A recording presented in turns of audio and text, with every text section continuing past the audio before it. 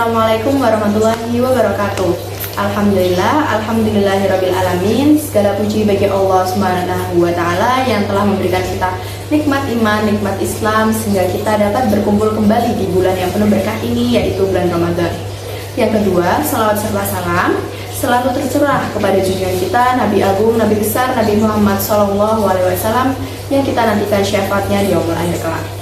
Teman-teman yang dirahmati Allah, bulan Ramadan sering diibaratkan seperti sebuah perlombaan. Dalam sebuah perlombaan, semua orang biasanya memulai dengan penuh semangat. Ketika peluit dibunyikan, seorang pelari berlari secepat mungkin.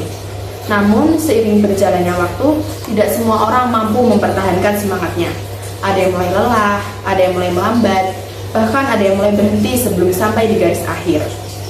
Padahal dalam sebuah perlombaan, yang menentukan kemenangan bukanlah siapa yang paling semangat di awal, tetapi siapa yang mampu bertahan hingga di garis akhir.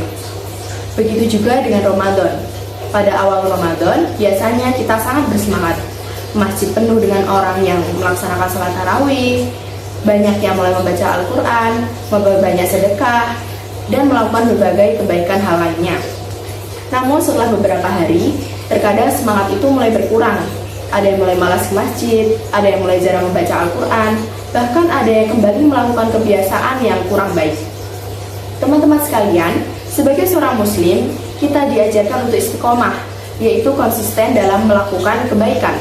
Allah Subhanahu wa taala sangat menyukai amalan yang dilakukan secara terus-menerus, meskipun sedikit. Rasulullah SAW juga mengajarkan kepada kita bahwa amalan yang paling dicintai oleh Allah adalah amalan yang dikerjakan secara rutin dan berkelanjutan.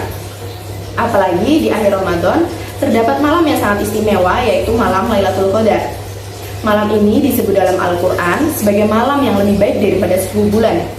Jika kita beribadah pada malam tersebut, maka pahalanya seperti beribadah selama lebih dari 83 tahun.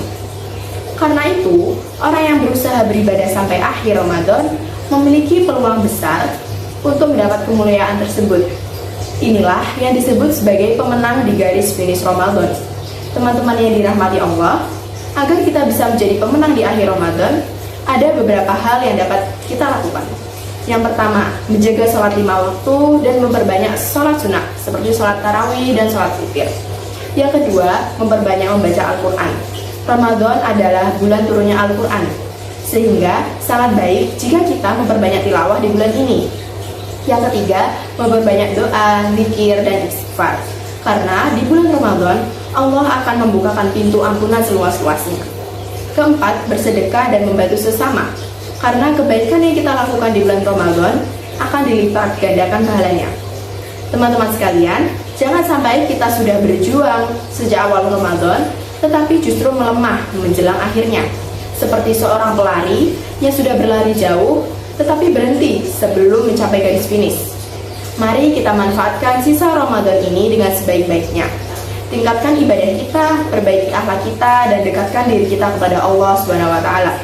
Semoga kita semua termasuk orang-orang yang menjadi pemenang di garis finish Ramadan, yaitu orang-orang yang mendapat ampunan Allah, mendapat pahala yang berlipat ganda, dan keluar dari bulan Ramadan sebagai pribadi yang lebih baik dari sebelumnya. Demikian yang dapat saya sampaikan. Semoga bermanfaat bagi kita semua. Mohon maaf apabila ada kekurangan. Non wal qalami wa maisturun. Wassalamualaikum warahmatullahi wabarakatuh.